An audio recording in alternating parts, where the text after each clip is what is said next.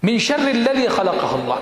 Jadi perbuatan Allah itu semuanya baik. Wa yadulluka ala hada. Ini contoh yang lain, misalnya seseorang yang dia sakit. Seandainya sakitnya ini kesembuhannya hanya bisa didapatkan dengan pengobatan, misalnya dia ada terapi apa menggunakan api, ya, sesuatu yang dipanaskan dengan api. Terapinya kayak gitu. Maka tentu api ini kan bukan sesuatu yang menyenangkan, sesuatu yang tidak mengenakan. Perbuatanmu ini ketika mengobati orang sakit dengan cara demikian, itu buruk atau baik? Buruk atau baik? Enggak, orang-orang enggak mengatakan itu buruk. Karena pengobatan mah harus lagi. Atau orang tua kekeh kakinya menghantam. Nah, dia potong kakinya, itu baik atau buruk? Dan lain lah. Suntik, Pak. Kita waktu kecil takut disuntik. Suntik. Kenapa? Mungkin orang mengatakan buruk, tapi baik. Itu baik bagi orang yang sakit. Baik bagi orang yang sakit. Kenapa? Karena kita menunggu nanti setelah diobati begitu, dia akan sembuh. Akan sembuh. Kelihatannya seakan-akan nggak baik. Tapi itulah kebaikannya yang baik. Dengan diobati dengan cara demikian. Demikianlah perbuatan Allah Subhanahu wa taala terhadap sesuatu yang kita tidak sukai. Ya. Yang sesuatu itu kita lihat padanya ada keburukan. Ya. Ingatlah yang ditetapkan oleh Allah itu ada kebaikan, dan kebaikannya banyak sekali. Banyak sekali. Hadirin yang saya muliakan. Mungkin banyak contoh-contoh yang lain. Contoh ketika tsunami, lihat perkembangan semangat keislaman seseorang sebelum tsunami dan setelah tsunami. Semangat beragama sebelum tsunami, setelah tsunami. Dan banyak contoh-contoh yang lain yang sering orang berikan contoh, misalnya gagal naik pesawat, gagal naik bis, gitu kan? Pada tengah jalan kamu bosnya dikabarkan seluruh penumpang meninggal dunia. Orang yang gagal naik, yang semalamnya sudah merepet bilang macam-macam,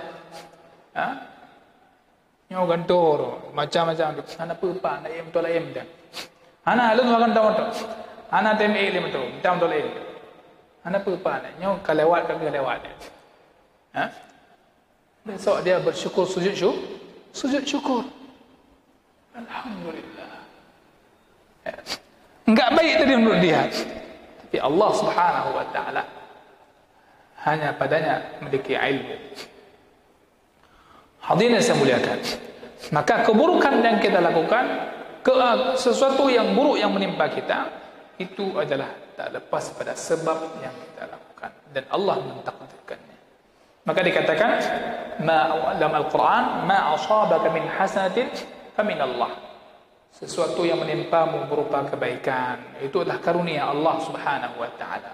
Allah yang telah berikan nikmat itu kepadamu. Wa ma asabaka min sayyi'atin famin nafsik.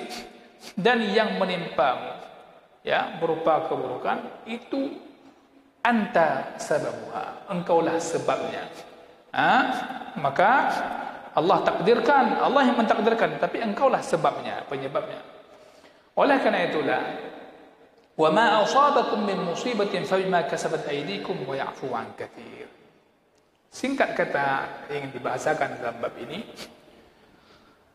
anna kulla syai'in waqi'un fa innahu biqadarillah. Segala sesuatu yang terjadi itu semua dengan takdir Allah Subhanahu wa taala. Baik itu kebaikan ataupun keburukan. Semuanya itu pada takdir Allah ada kebaikannya. Hadirin yang saya muliakan. Dulu ketika di Madinah kita menghafal sebuah kalimat, ya, diambil dari sebuah cerita ilustrasi agar mudah memahami ini. Artinya kullu ma qaddarallahu khair. Semua takdir Allah itu baik. Ya, kisah mungkin Bapak Ibu sudah pernah mendengar kisah ini masyhur. Ya, sebuah ilustrasi tentang memahami takdir. Kisah seorang raja dengan seorang menterinya. Yang mana sang raja ini punya menteri yang sangat dekat dengan dia. Segala sesuatu dia curhat sama sang menteri ini. Sehingga suatu ketika dipanggillah menteri tersebut sambil ngomong santai, dia tanya, ya, dia sambil ngupas buah, ya, di pisau di tangannya sambil ngupas buah. Sang raja ini ngomong, bagaimana pendapatmu? Kata sang menteri, baik raja, semuanya baik. Akhirnya dia sambil ngupas, kenalah tangannya. Kamu semua baik. Ini pendapatmu bagaimana? Tanganku sudah kena pisau, keluar darah. Baik juga raja. Icah raja. Marah raja ini. Akhirnya dipanggil prajurit, penjarakan dia. Penjarakan dia. Semua baik. Dianggap ini suatu yang jawabannya tidak sopan. Ini udah kena, udah luka, dibilang masih baik. Penjarakan dia. Sehingga pada suatu hari, di antara kebiasaan raja ini, dia adalah berburu. Berburu, dan biasa ketika berburu, dia tak pernah melupakan sang menteri yang tadi penjara ini. Dalam perjalanan berburu, sang raja terus mengejar buruannya, sehingga dia terpisah dengan prajurit-prajuritnya yang lain. Dia terus mengejar dengan semangat, sehingga dia masuk ke area manusia kanibal, pemakan. Akhirnya ditangkaplah dia. Ketika ditangkap, maka sang raja ini pun nangis dia. Selesailah kekuasaanku hari ini. Hanalilun kabir. Karena dia akan dipersembahkan. Akhirnya ditangkap sama mereka dan ingin dipersembahkan untuk sesajen mereka, dewa mereka. Maka dikatakan mandikan semua, nanti akan ada upacara persembahan. Maka kepala suku masyarakat tersebut mengatakan, tolong periksa lagi, karena syarat satu persembahan yang akan kita berikan tidak boleh ada cacat sedikit pun. Raja ini sudah nangis-nangis dia. Anak klik saja, ya, klik. Hanali kabih, hanali, selesai dah kekuasaan. Kemudian apa yang terjadi? Ketika sang kepala suku mengatakan, tolong periksa kembali. Cek ulang. Tidak boleh sedikit pun ada cacat. Diperiksa lagi. Ya. Dicek, rupanya dapatlah di jarinya bekas luka ketika dia sedang ngupas buah bersama sang menterinya. Ketika itu akhirnya dia dilepaskan. Nangis lagi dia raja ini. Nangis lagi. Tapi dua tangisan ini berbeda. Tangisan tadi saking takutnya dan hilangnya kekuasaan dia. Tangisan kedua, terharunya dia dan teringat akan jawaban sang menteri yang telah dipenjarakan itu. Maka jamaah saya muliakan, akhirnya dia pun dilepaskan pulang. Sambil pulang menangis. Sampai di istananya, dia menjumpai menteri di penjara. Panggilkan dia. Ketika dipanggilkan, maka dia pun nangis. Kenapa sang raja? Dia berceritalah. Setelah bercerita, maka si menteri ini pun nangis. Si menteri ini pun nangis. Sang raja mengatakan, kenapa kamu nangis? Kan cerita tadi menimpaku. Ya raja, seandainya raja bawa saya, mungkin saya yang akan dipersembahkan. Karena tidak sedikit pun ada cacat di tangan dan di tubuh saya. Ya. Andainya raja ikutkan saya dan saya nggak dipenjarakan oleh raja, saya pasti diikutkan, kita akan berburu bersama, dan saya yang akan ditangkap. Melihat keadaan tubuh saya yang paling tidak ada cacat sedikit pun, maka saya akan mati di waktu itu. Saya akan dipersembahkan. Maka akhirnya mereka sama-sama nangis terharu, dan pada kesimpulan akhirnya, kullu ma qaddarallah khair. Semua takdir Allah itu baik.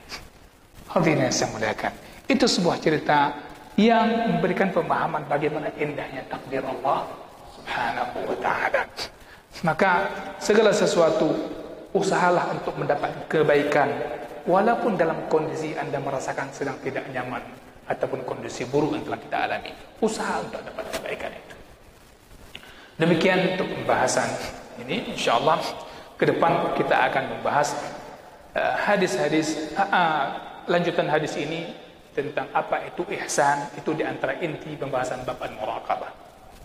Sedangkan untuk pembahasan lebih detail, kita bisa pahami dari hadis yang pertama kita pelajari, dan semua kajian hadis, semua kajian tafsir Al-Quran, kita dapatkan bahwasanya ilmu ini sangat luas sekali. Ya. Untuk belajar detail dengan sistem kajian kita di masjid ba'da maghrib sampai isya, itu mungkin tidak akan tuntas, Pak. Tapi minimal kita sudah tahu isyarat-isyarat penting di situ. Maka saya kira penting hadirnya kita menggerakkan kembali semangat ilmu ini. Saya melihat, alhamdulillah, Baitur Rahman coba menghadirkan Al-Markaz Al-Thaqafah Al-Islamiyah, sebuah jenjang pendidikan yang mesti dihidupkan di masjid. Dia akan dipelajari oleh anak-anak di situ bahasa Arab, pelajari Al-Quran, pelajari hadis dan menghafal hadis. Itu akan pelajari akidah dan sebagainya. Disitulah yang kita harapkan mereka akan tumbuh. Suasana Baitur Rahman ini bagaikan masjid-masjid yang ada di Timur Tengah. Saya dan kita bermimpikan demikian. Nanti suatu saat itu semua sudut-sudut itu sudah ada halaqah-halaqah tahfidz. Mungkin ba'da subuh, ba'da asar. Itu yang sedang diprogramkan. Mudah-mudahan ini terwujud. Yang paling penting pertama doa kita. Ya, doa kita. Dan inilah cara kita membela agama Allah Subhanahu wa taala. Enggak cukup membela agama dengan semangat takbir di mana-mana tapi ilmu enggak ada. Ya, dia mesti takbir yang kita goyangkan itulah takbir yang didasari oleh ilmu, oleh betul-betul keimanan. Ya. Tidak mungkin ada sebuah amal tanpa iman, dan tidak mungkin iman itu lahir tanpa ilmu. Itu. Kalau kita betul-betul ingin mengharapkan kembalinya kejayaan Islam, dan kembalilah melalui peradaban lahir di masjid itu sendiri. Ya. Kalau boleh dibaca sejarah masjid dalam dunia Islam ini, tidak bisa lepas daripada adanya tempat belajar. Ya, kalau di Madinah itu ada namanya Ma'had Haram. Dan ada ma'had itu, kalau ma'had bahasa kita dayah. Itu di Madinah, itu di Masjid Nabawi ada dayah. Ada yang khusus Al-Quran, ilmu Al-Quran. Bahkan itu ketika wisudanya itu langsung gubernur Madinah, karena memang di bawah dia pemerintah. Tahfidznya juga demikian. Di Makkah ada Ma'had Haram Makki. Itu di situ ada banyak halaqah tahfidz, halaqah hadis, semua ilmu. Maka bapak-bapak kan ketika umrah ada lihat, Pak. Syekh-syekh yang duduk di itulah ma'had, Pak. Itulah ma'had. Kalau ba'da maghrib sampai isya, di antaranya ada yang untuk umum kayak kita sekarang. Alhamdulillah kita tunggu. Yang lain-lain ada ba'da isya, ada ba'da subuh, sampai kita lihat jam duha juga ada belajar. Ba'da isya ada, ba'da zuhur ada, ba'da asar ada. Itulah ma'had. Terdaftar itu. Bukan sekadar duduk. Kita mau duduk boleh. Duduk boleh. Tapi yang hadir di situ itu ada. Maka ada kalanya syekhnya menanyakan tentang pelajaran yang lalu. Tolong jawab yang kita telah jelaskan. Yang bayan hang tanya batanya kan pelajarin. Yang tanya duk yang hendak punya. Karena dia sudah ada data muridnya. Yaitu resmi.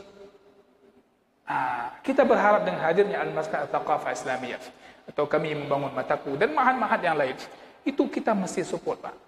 Kita tidak bisa hari ini mungkin dengan keterbatasan kita tidak punya ilmu, tapi kita mengharapkan generasi kita yang lain setelah itu lebih kuat. Apa yang kita bantu bisa bantu. Ini penting. Inilah cara kita membela agama.